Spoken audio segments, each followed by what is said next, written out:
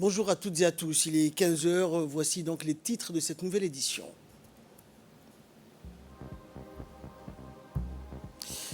Hommage solennel du président de la République au docteur Afrah, donc un événement culturel qui a marqué notre pays. Et dans l'actualité africaine, l'Ouganda veut vacciner l'ensemble de la population adulte avant la fin de cette année et la reprise économique de ce pays.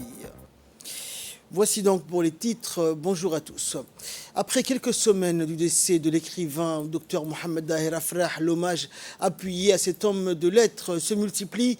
Une des principales figures de proue du paysage culturel somalien, Mohamed Daher Afrah, décédé le 9 octobre dernier à Londres, en Angleterre. Une journée d'hommage officielle dédiée à la mémoire de feu Mohamed Daher Afrah a eu lieu aujourd'hui au Palais du Peuple, organisée par le Somali Speaking Pen en étroite collaboration avec le ministère de la Jeunesse et de la Culture. Cette journée de recueillement et d'hommage a vu la participation du ministre de la Jeunesse et de la Culture, Dr Hibou Moumin Assoué, de plusieurs figures emblématiques du paysage culturel de notre pays et de la région, dont Hachi Abdi Orah, doyen du Somali Pen, Mohamed Daher, Aïcha Mohamed Roblé, ainsi que le président de l'université de Djibouti, ces 2 dernières années étant ministre.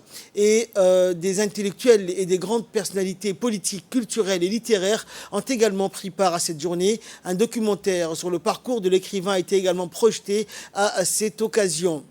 Né en 1952, le célèbre écrivain Dr Mohamed Daher Afrah a écrit de nombreux ouvrages dans Ma'ana Faye et feu Mohamed Daher Afrah était dernièrement à la tête de l'académie régionale de la langue somalie située à Mogadiscio. Il avait auparavant exercé la fonction du président de l'association Somali Pen dédiée à la promotion de la langue et de la culture somalienne. La ministre de la Jeunesse et de la Culture a salué la mémoire de feu Mohamed Daher Afrah, célèbre écrivain somalien décédé le 9 octobre dernier à Londres, en Grande-Bretagne, rappelant que le président de la République avait décrit le défunt homme de lettres d'une des principales figures de proue du paysage culturel somalien, et ce depuis plus de 5 décennies. Écrivain intellectuel engagé, promoteur inégalable de la langue somalie, feu Mohamed Daher Afrah aura volontiers incarné tous les rôles propices à la promotion de la créativité intellectuelle dans cette partie du monde, a écrit le président Ismaël Omar Guelleh.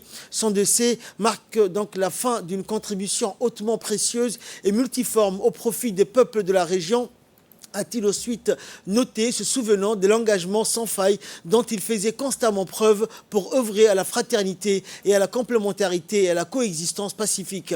Le défunt laisse derrière lui une importante famille. Inna lillahi wa inna ilayhi raji'un.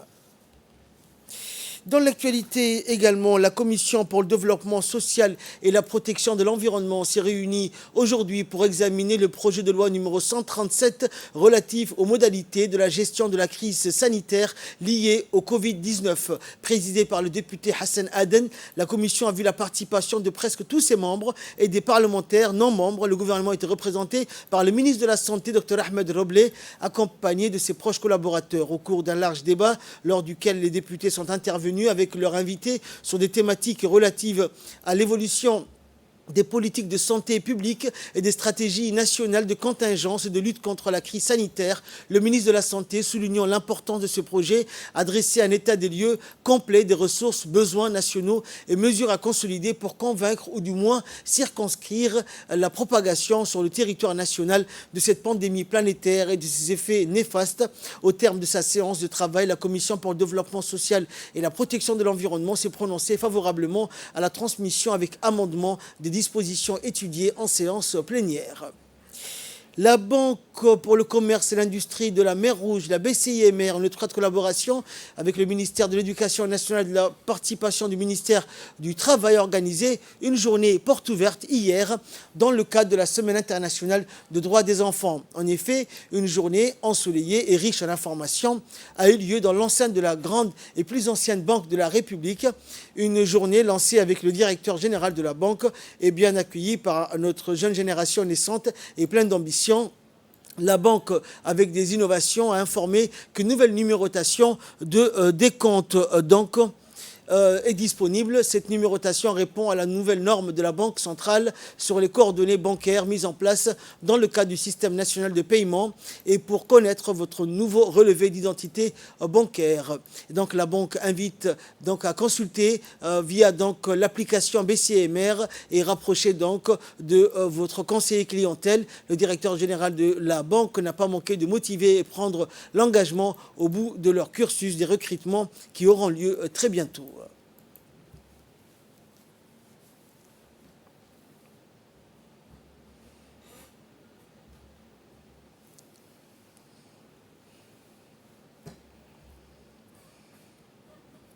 Et notre équipe qui a couvert cet événement a pu recueillir donc les réactions des participants à cette journée et des responsables de la banque. La BCIMR, c'est 260 employés qui ont une moyenne d'âge de 35 ans, donc c'est une moyenne d'âge qui est jeune. Et nous sommes toujours à la recherche de nouveaux talents pour venir travailler avec nous. L'objectif de cette journée, c'était de pouvoir présenter à tout le monde les métiers de la banque. Les métiers traditionnels, mais aussi l'évolution des métiers de la banque, puisque la banque se transforme et suit l'évolution de la société. Beaucoup plus de digital, beaucoup plus d'informatique, beaucoup plus de travail direct.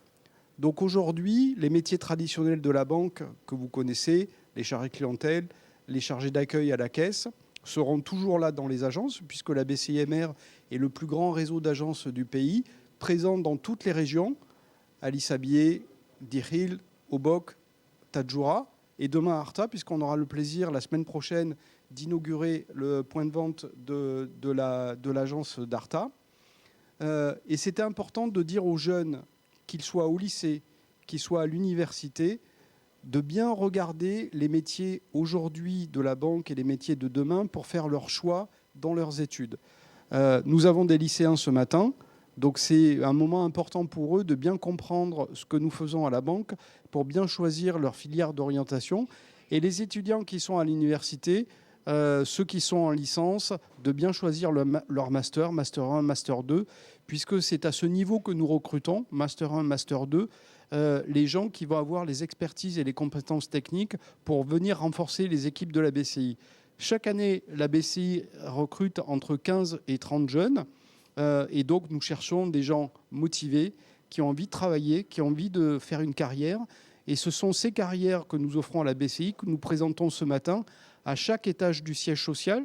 Il y a des ateliers au rez-de-chaussée, premier, deuxième, troisième et quatrième étage, qui vont présenter les fonctions commerciales, les fonctions de crédit, les fonctions de back-office, les fonctions de risque, les fonctions de conformité, la finance, le marketing, les ressources humaines, le recouvrement.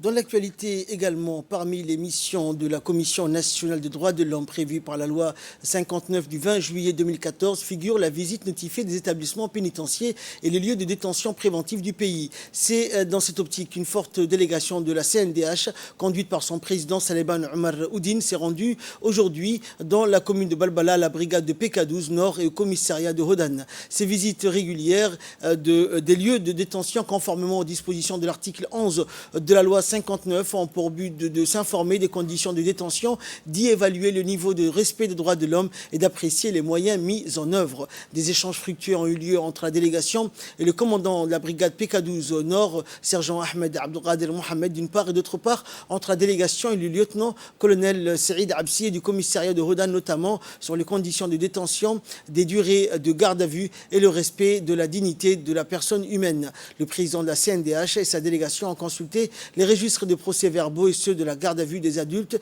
et des mineurs. Enfin, la délégation a visité les cellules de détention convenablement aérées et entretenues.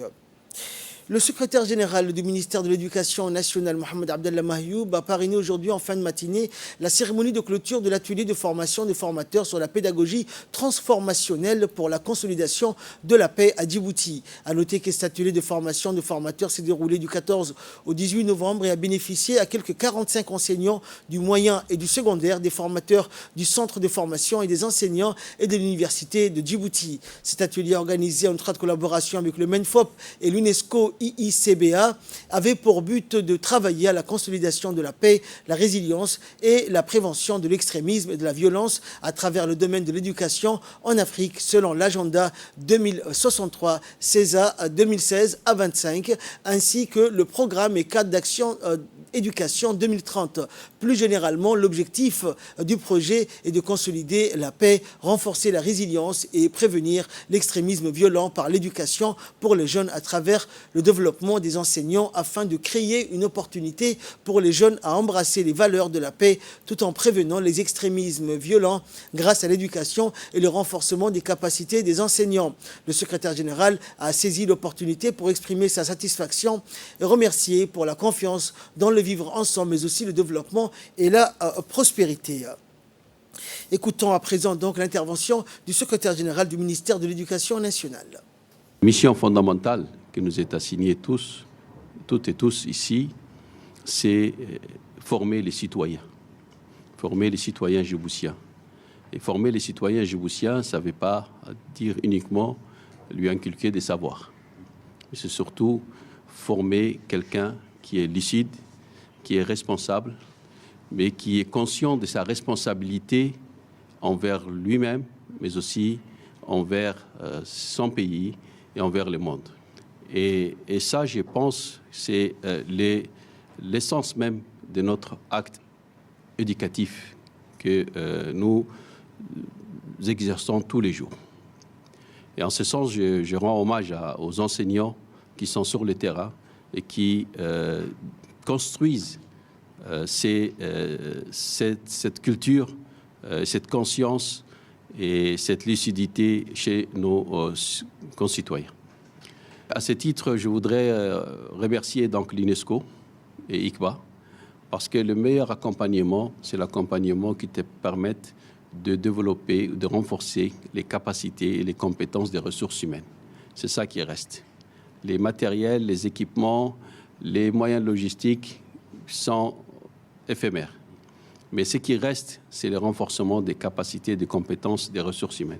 Et aujourd'hui, cet atelier rentre dans cet aspect. Et c'est pour cette raison que je voudrais vraiment exprimer mes remerciements au nom du ministre de l'Éducation nationale, mais au nom de tous les ministères, à l'endroit de l'UNESCO, à l'endroit de l'ICBA et à l'endroit aussi de l'inspection générale et du CFF qui ont contribué de manière exemplaire à la réussite de cet atelier. Il est l'heure à présent de retrouver l'appel à la prière de l'Asr. Restez avec nous pour la suite de ce journal. C'était donc l'appel à la prière de l'Asr. Tout de suite, la suite de cette édition. En nouvelle nationale, toujours, dans le cadre des activités de lutte face au Covid-19 financées par l'IGAD à travers un fonds de la Banque africaine de développement au niveau des points transfrontaliers des régions de notre pays, un atelier de formation de 15 responsables médicaux et agents de santé s'est ouvert donc hier au complexe hôtelier Sunny Hill d'Arta pour une durée de 3 jours. Atelier qui a été ouvert en présence des officiels de la région, dont le président du conseil régional, le préfet adjoint ainsi que la directrice de la santé et des affaires sociales et au profit des agents de santé de la région d'Arta où est situé un point d'entrée transfrontalier important à l'EADA pour le passage des personnes et des marchandises. Cette formation initiale des cadres soignants et techniciens de laboratoire du secteur de la santé de la région d'Arta est réalisée par 4 experts du ministère de la Santé pour les différentes thématiques abordées sous l'égide de la coordination nationale du projet Covid-19 en coordination avec les experts donc de la division de la santé et des affaires sociales de l'IGAD. L'objectif étant de former dans un premier temps 15 formateurs composé des responsables médicaux et techniciens de laboratoire de tous les centres de santé de la région afin de mieux exécuter les activités de prévention, de testing et de prise en charge médicale des cas de la Covid-19. Au terme de chaque atelier, un plan d'accélération des activités sera disponible indiquant les responsabilités dans la mise en œuvre des activités ainsi que les mécanismes de suivi et de coordination au niveau régional. Il s'agit aussi de prendre les mesures adéquates pour accélérer la formation, donc le programme de vaccination face à la Covid-19 qui a démarré à Arta. C'est que tout ce qui est relatif à la digitalisation ou bien le contact tracing pour suivre de près les différentes personnes qui ont contracté la maladie du Covid-19. Pour cela, je déclare la formation ouverte aujourd'hui. Et enfin, pour clore l'actualité nationale, la direction générale de la garde-côte djiboutienne a abrité une cérémonie de signature entre les gardes-côtes djiboutiennes et l'agence japonaise de sécurité maritime, la JAMS, suivie de la cérémonie de clôture d'une formation dispensée par les instructeurs de la JAMS, dont ont bénéficié donc les personnels de l'institution affectés à bord des patrouilleurs de la garde-côte. La collaboration entre la garde-côte et l'agence japonaise de sécurité maritime s'inscrit dans le cadre des activités du projet de renforcement des capacités opérationnelles de la garde-côte djiboutienne qui rentre dans sa phase et est prévue pour durer jusqu'en 2025. La formation avait comme objet principal la lutte contre les incendies en mer et la réponse rapide face aux situations de détresse en mer. Et dans une courte intervention prenant cette occasion, le représentant de la JICA a souligné l'importance de cette formation dans le renforcement des capacités opérationnelles de la garde-côte djiboutienne. Le colonel Waïs Omar Bogoré, commandant de la garde-côte, a pour sa part saisi cette occasion pour saluer l'engagement constant du Japon aux côtés de la garde-côte à travers le projet de renforcement des capacités opérationnelles qui rentre dans sa troisième phase. La garde-côte a ainsi de manière permanente pu bénéficier d'un soutien en matériel, équipement et formation qui ont eu un impact significatif sur le développement de l'institution. La cérémonie s'est clôturée par la remise des certificats aux participants qui ont bénéficié de cette formation.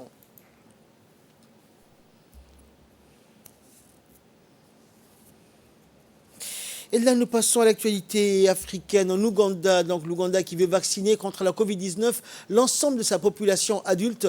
C'est ce que l'Ouganda a annoncé donc hier avec pour objectif de vacciner l'ensemble de sa population adulte contre la Covid-19 avant la réouverture complète de son économie au début de l'année prochaine. Lors d'une allocution télévisée sur la situation épidémique du pays en matière de Covid-19, le président Yoweri Museveni a déclaré que son gouvernement avait élargi la population cible pour la vaccination contre la Covid-19 à l'ensemble des adultes. Cette décision a été prise après le stockage par l'Ouganda de davantage de vaccins, a poursuivi le président, ajoutant que le gouvernement allait étudier la vaccination des enfants.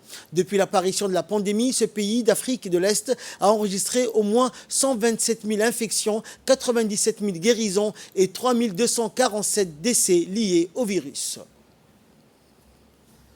C'est ainsi que prend fin cette édition. Merci pour votre très aimable attention. Excellent après-midi sur Télé Djibouti.